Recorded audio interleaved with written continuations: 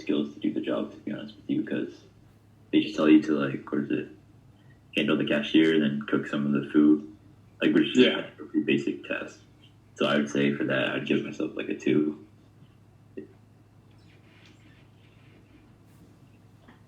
And for task identity, the task identity would be the product, and then depending if you like work the cashier, like actually most of the people, when I worked there, like you had to do like make the food and do the cashier depending on how many people were working in the store.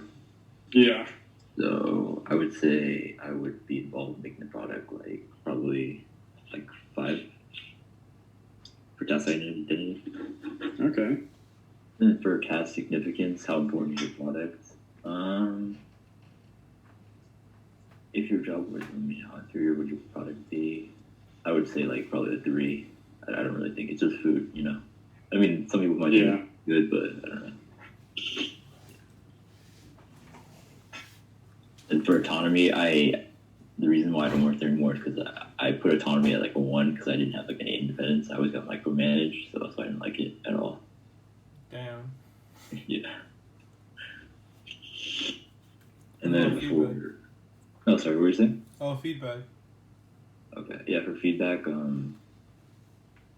I did get feedback. I mean, the people there I worked with were nice. I just didn't really like working there, you know, the job. Yeah. I didn't really get anything out of it. Fuck them kids. Probably like a 4.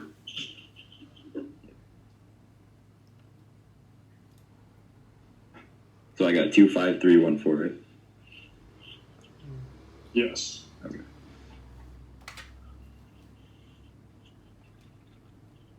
So that'll probably be 11 too. 13. Okay. So at So you got a higher one then, Enrique. I Really like your job, huh? dude, honestly, like I'm barely starting to like it because like for the last year I was like hella broke. Mm-hmm. But now like you know how when you it's been basically like an uphill battle, but like I'm finally starting to get paid, so I'm just like yes, you know. Yeah. Like dude, like honestly, like I was making like 1,000 a month.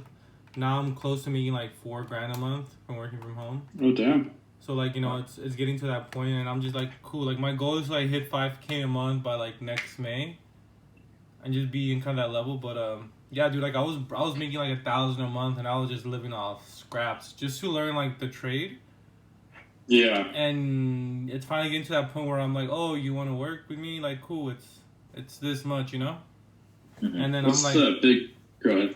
oh no, and I'm just like, and now I'm like kind of confident about it. Before I really wasn't. Are you a marketing major? Yeah. Oh, okay, that makes sense then. What's like any big name people you gotten, or well, big-ish? I mean, I've started to meet a lot of like big artists and working with a lot of big features. So like I've had like a Moneybag Yo feature for an artist, Smoke Perp. Oh damn.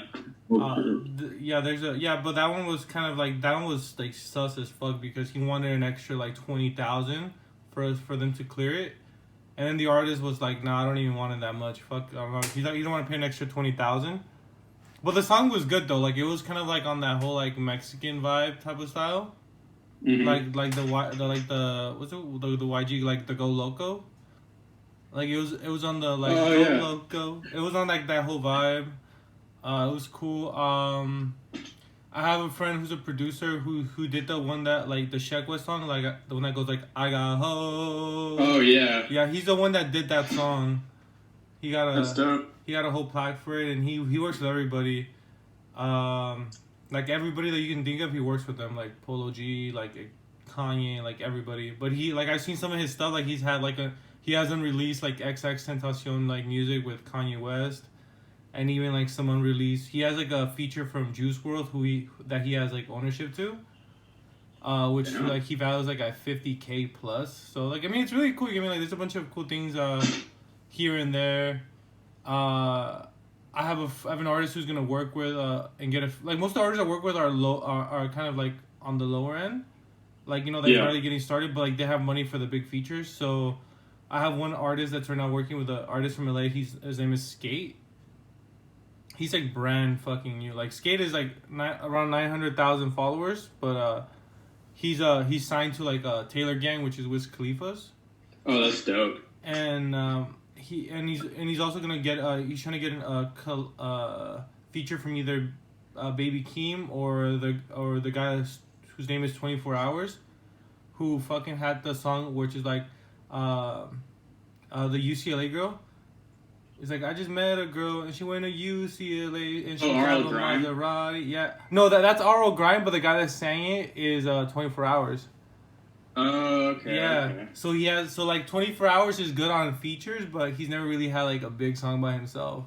That song is like so catchy, but like I hate how it got stuck in my head for so long. Yeah, but that guy, like when in 24 Hours, like he makes catchy fucking songs. You get me? Like he can do like a hook.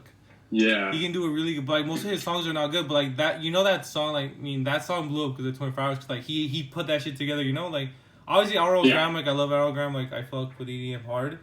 But like but you know for EDM like sometimes it's just those vocals, man. They come in. They really make the song. Yeah. But yeah, that's kind of it. I mean, I probably do have a couple other things in there, but yeah, it's just been like you know, I'm finally getting paid, so I'm finally feeling happy about it. Yeah. If you would have asked me this like 4 months ago, I would have been like, "Fuck, bro! Like I like this, but like, high key, like I'm out here dying." Yeah, I feel that. I'm out here broke, but yeah, I mean, it's just like part of the process, you know. Yeah, I feel that. Yeah. It's cool though. It's chilling. I fuck with it. Alright, guys. See you back in class. All right. See ya.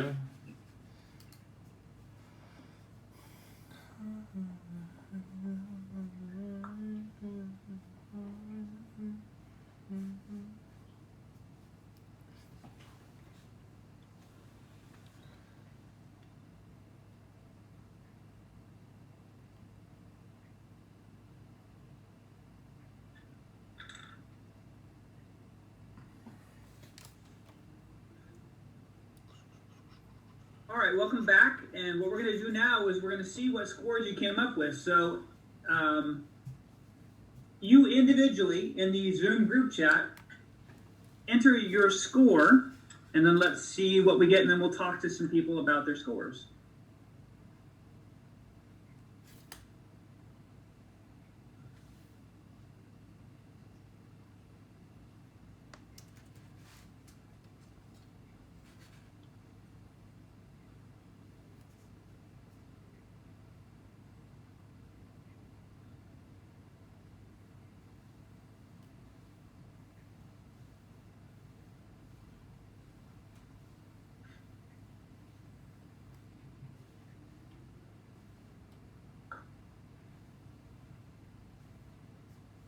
That's it. Let's see. 204. Professor, can you explain feedback just a little bit better? I mean, a little bit more? Because that's one that we got kind of stuck on. Like, is feedback itself just people, like, also, like, saying, like, oh, good job? Or is it them actually, like, fully evaluating your work? Well, so certain jobs you get feedback as you do the job, or you can get feedback from customers or from other people that are important to your job, peers, subordinates. Like, do you get feedback in terms of how you're performing on your job?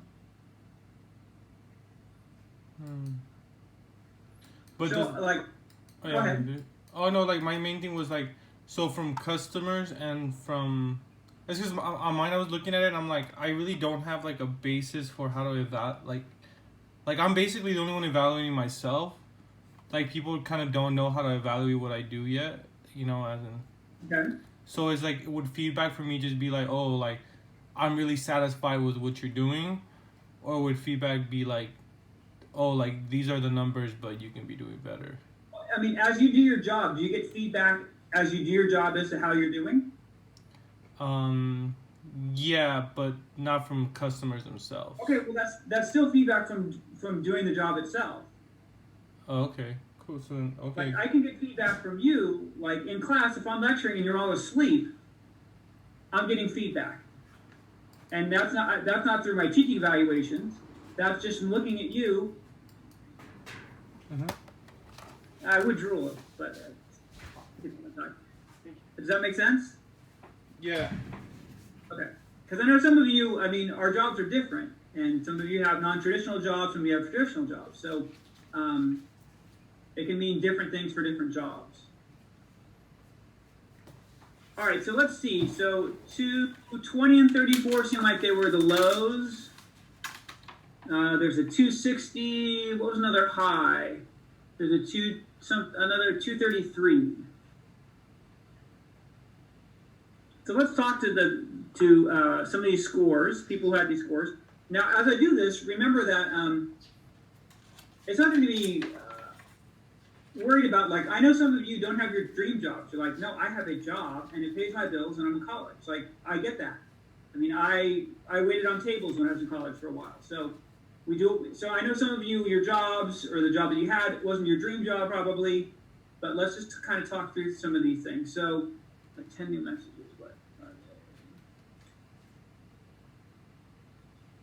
All right, so Alyssa got an 8. What did you use? So is the lowest score a 20, or was there a lower one? I think I put it too low because I work at a restaurant, but so I said like the autonomy, like my schedule was pretty strict, so I said it was like a 1, but I rescheduled or redid it and it was like a 70. Okay. So who had the 20? I had the 20, but after hearing what you just said about the feedback, I'd say it's closer to a 60. Because originally I thought feedback was just from like your superiors of like whether you're doing good or not. But once you said just feedback from the job itself, I'd probably have to bump that up to a 3, which would give me probably like a 60. Or not probably, it would give me a 60. Okay. All right, how about the 34 then?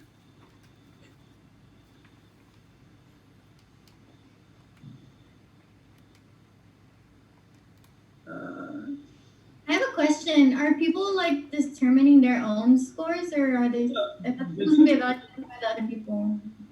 So you're supposed to be interviewed by 2 people in your triad, and they're supposed to determine your score.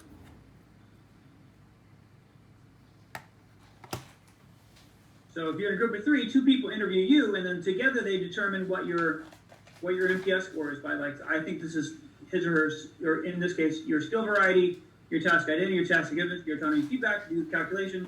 Here's your MPS score. So they were doing it for you, and then you and another group do it for the other person, and then it goes around. Did anyone get a 34?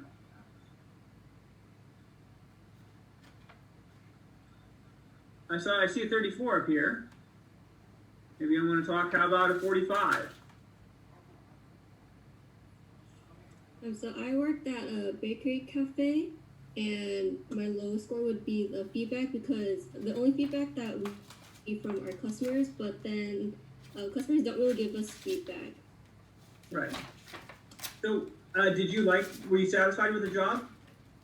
It was an okay job. Like there's nothing like really bad about it or really good. It was just an okay job. Okay. So would you say that you were excited about doing the job? There was like no real motivation. Okay. Because like there's no like kind of real reward, and it's kind of a constant. We do things like the same thing every day. There's no change in any of the work that we do. Okay. There wasn't anything like to improve on. Okay. So the score that you had there is reflective of some of the things that you said. Like that seems to map on okay. What about the 233? Who had 233?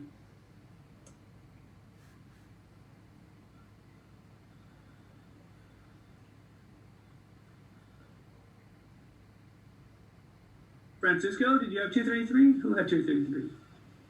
I did as well. Me and Francisco. Francisco, do you have 233? Yeah, I have 233. Okay, so what do you do or did you do?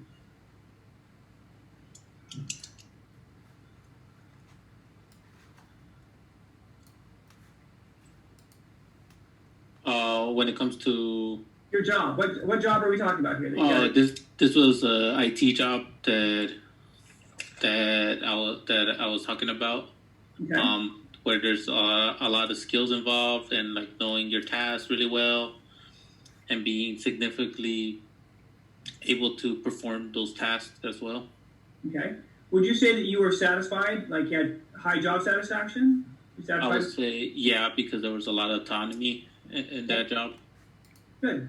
And would you say that you were excited about doing it? Yeah, because it was something that I was really passionate about. Okay, good. So that high score seems reflective of the question. Like, seems to be reflected in the questions, in your answers to the questions that I asked you. Let's do one more. Who had the 260? I did. Okay. What did you do or do you do? I used to be a supervisor at Starbucks. Okay. Did you were you happy with the job? Like, I guess. I don't know. That's I was not there for like, a ringing endorsement. huh? That's not a ringing endorsement, I guess. So, Well, no, Starbucks is great, but it's just like, I don't know. Like, I kind of got tired of it for being there for like 3.5 years. It just takes a lot out of you, especially if you're a supervisor. right. So when did you were you excited about doing the job? Was it like motivating for you? I guess it was motivating that I had like the position because I started out as a barista and I got supervisor, so that was motivating. Okay. But not the job itself. I guess it's just more like the customers and the people I got to work with and be there every day, and we just got to serve coffee and pretty much like I guess have fun if I had anything to do with it.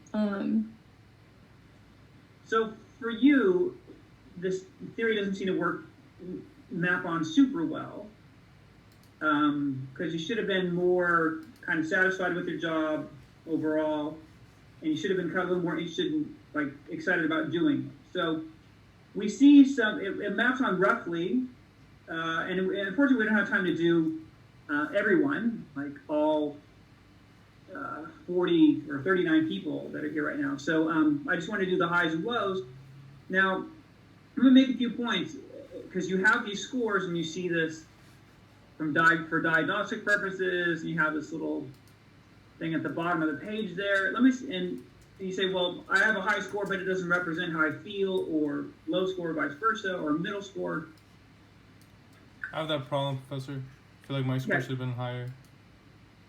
So let me say a couple things as to why that might be. One, of course, might be the theory itself, but there's some other things that we might look at. One might be how it was done. Like, this is not the scientific way to do it. Like, this is a scientific way. I would have a group of employees fill out the official scales. I mean, officially, you're not going to be interviewed like a newspaper reporter. Now, if you would your employees would or if you're the employee, would fill these scales out. So we need a group of people, not just you, because there may be something wrong with you. Oh no, wait. Your results may be idiosyncratic. I mean, that's for everyone. So I wouldn't just look at. So if you say your score didn't represent your job, remember, we wouldn't be talking. You personally, we wouldn't just look at your individual score. We get a group of people doing the same job, because sometimes people are different, right? And what really gets someone going, intrinsically motivated, may be slightly different from someone else. So we'd want to do a group of people. And there are individual difference factors. So there are your growth need strength. So the satisfaction with textual factors, like, well, it was great, but then my boss was a jerk. So, I didn't like it. Well, that's obviously complicates things. That's a individual difference factor that would determine how you reacted to what's going on at work. All right, so that's why some of the scores may not map onto your actual experience. It looks like some of you are trying to get tipping advice from some of your classmates for Starbucks. All right, so let's look at the research on this model and see how it maps in with your experience. So this is a page that I just essentially screenshotted from your book, took a picture. Here it is. This is on page 195. So there's been a lot of research on this. So a review of this literature conducted by Fried and Ferris identified almost 200 studies. And here's what they found. Let's look at point 2 here. Research shows that job dimensions have the most significant effect on intrinsic motivation and job satisfaction. The effects on actual work behavior, such as job performance, absenteeism, and turnover, are not as strong. Okay, so that's why I asked you about, are you excited about your job to try to get at intrinsic motivation? I asked you, are you satisfied to try to get at like job satisfaction? So those effects should have been the strongest, according to this review. The effects on actual work behavior, such as job performance, absenteeism, and turnover, are not as strong. Point 3 here. Simply adding the scores to the job characteristics might be a better way of calculating the motivating potential score than using the multiplicative formula proposed by Hackman and Oldham.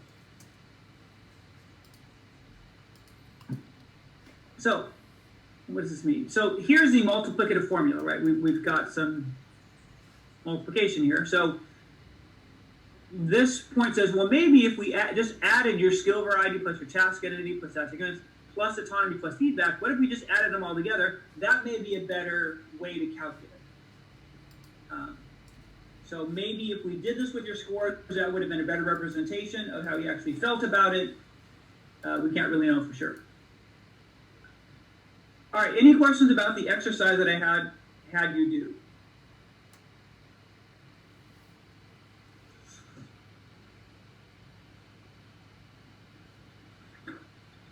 All right, so turn this in? Pardon? No, you don't turn it in. This is nothing that's graded. So there's nothing that you turn in, although I could ask you a question on test 3 about it. But there's nothing that you're going to turn in. This is not the group exercise. The group exercise will be a negotiation, and that'll come later. All right, so let's say we have a job that needs to be redesigned. So what do? Well, I'm not going to spend a lot of time on this. In their model, they talk about implementing concepts or implementation approaches. They say here, if we want to increase these dimensions that we just measured for your job, of course, not the official way, but if we want to increase these, then we need to do these things: combine tasks, formal and after work units, establish client relationships, vertical loading, and open feedback channel. What these things mean, rather than, there it is. Like, I'll let you read these yourselves. You can all figure this out. So if I do these things, these 5 things, that'll influence the core job dimensions, which would then make me more excited about my job, and then hopefully good things will happen as a result of that. So this is the full model. We see all the way to the end to those personal work outcomes. And then there's some things that mediate the effects here on the bottom.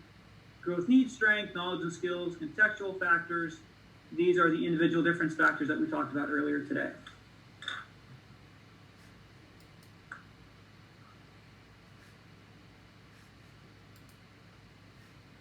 All right, so what we're going to do now is, since we have 8 minutes left, let's talk about your book. I know we've only gone through one topic, but might as well do it now since we have a little bit of time left. And let's go to your syllabus. And we'll go. So we have 180 to 199 in your book.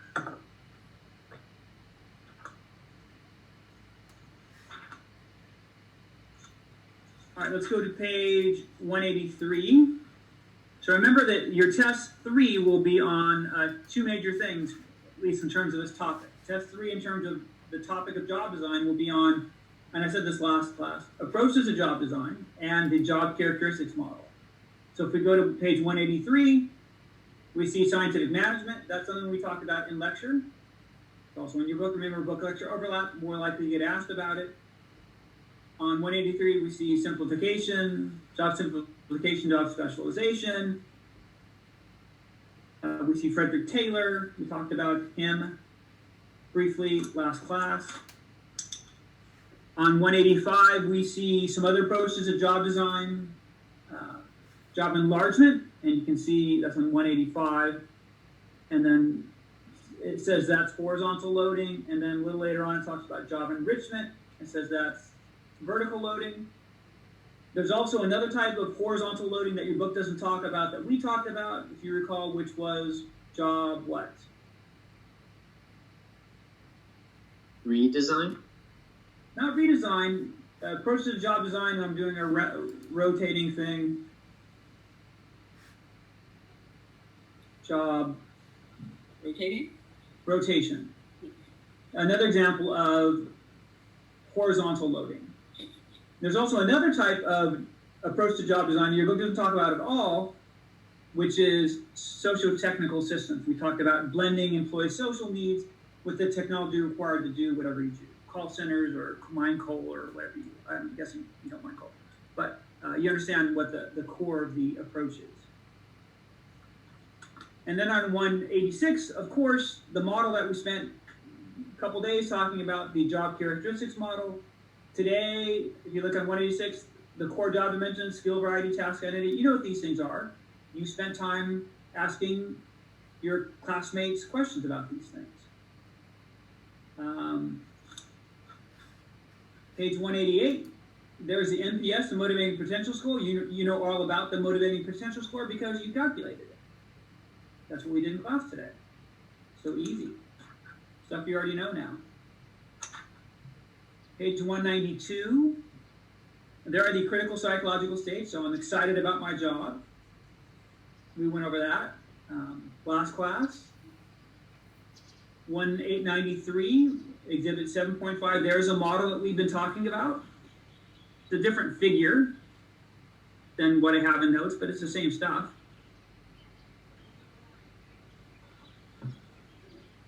Beneath there is the personal work outcomes. We talked about those.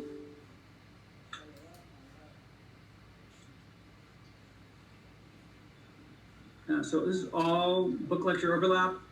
On 193, it talked about individual differences. 193 and 194, that's what we went over today. We talked about growth need strength and knowledge and skills and satisfaction with contextual factors of the work context.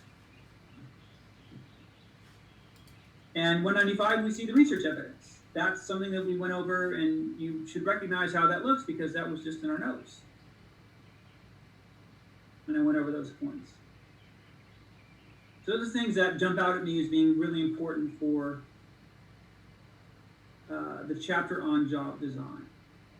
Questions about the job design chapter or about anything else? So do we need to know the social information processing model? Yes. Okay. But it wouldn't be asked as heavily. If it was asked, it wouldn't be even close to the other stuff we just talked about.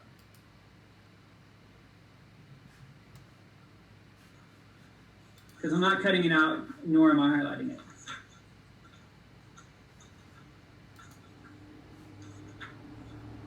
Other questions? What was 188 again? 188 was the motivating potential score.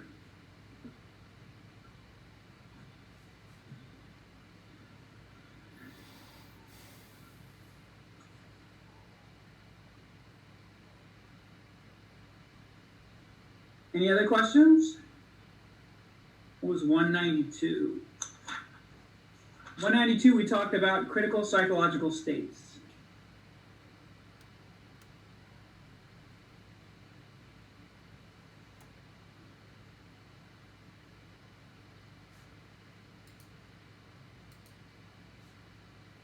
What was the third point for individual differences? Well, they are growth need strength, knowledge and skills, and satisfaction with contextual factors of the work context. So satisfaction with the work context or contextual factors was the third point for individual differences. Well, that's the third individual difference factor. That's on page 194.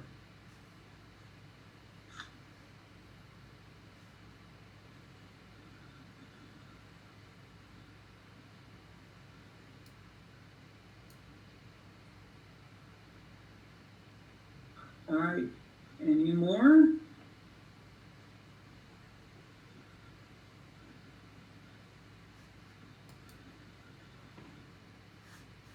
All right then. We'll call it a day. I hope the candidate you voted for won.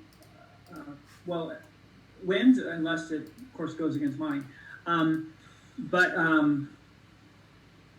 Anyway, so hopefully by next time we talk, we'll have a president, whoever that might be. Be safe. Have a good weekend, and I will see you on Monday. Thanks, Professor. Thank you very much. Thank you.